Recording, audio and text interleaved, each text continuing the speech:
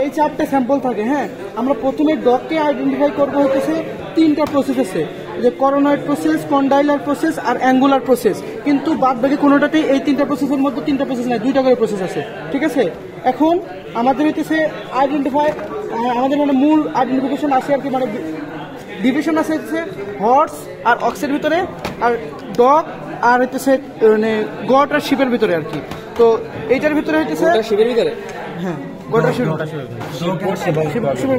এখন হচ্ছে এদের ক্ষেত্রে মানে হর্সের ক্ষেত্রে এই যে টিপিক্যাল শেপ হচ্ছে ক্যানাইন টিথ থাকবে। ঠিক আছে, টিপিক্যাল শেপ ক্যানাইন টিথ। আচ্ছা, আর এদের ক্ষেত্রে হইতেছে শার্প শার্প, ডগের ক্ষেত্রে শার্প ক্যানাইন টিথ। ঢুকিস না, এই দুটো কমপ্লিট কর, তারপরে এখানে আসি। আচ্ছা, বড়গুলো শেষ কর। আচ্ছা, তো সবগুলোতে হইতেছে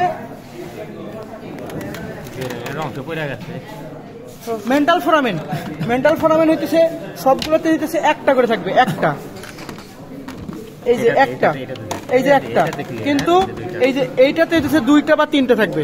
ঠিক আছে, এটা হচ্ছে ডগের ক্ষেত্রে দুইটা বা তিনটা থাকবে।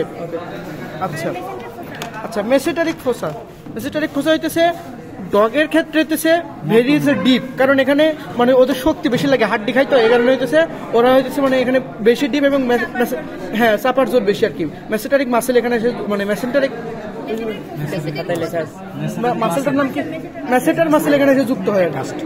আচ্ছা, তাছাড়া আর হইতেছে এখানে হইতেছে এই যে অ্যাঙ্গেল অফ দ্য ম্যান্ডিবল। হ্যাঁ, অ্যাঙ্গেল অফ দ্য ম্যান্ডিবল হইতেছে অক্সের ক্ষেত্রে, এই যে অক্সের ক্ষেত্রে হইতেছে মোর প্রোনাউন্স, এই কারণে এরা হইতেছে বসে না আর কি, মানে এরকম নৌকার মতো এরকম দুলে আর কি। কিন্তু হর্সের ক্ষেত্রে এটা হইতেছে বসে যায়, লেস প্রোনাউন্স। আবার শিপ এবং গট এবং ডগের ক্ষেত্রে ডগেরটা হইতেছে বসে যায় আর কি। ঠিক আছে, কিন্তু এই যে শিপ গটের ক্ষেত্রে বসে না, কারণ এখানে হচ্ছে মোর প্রোনাউন্সড।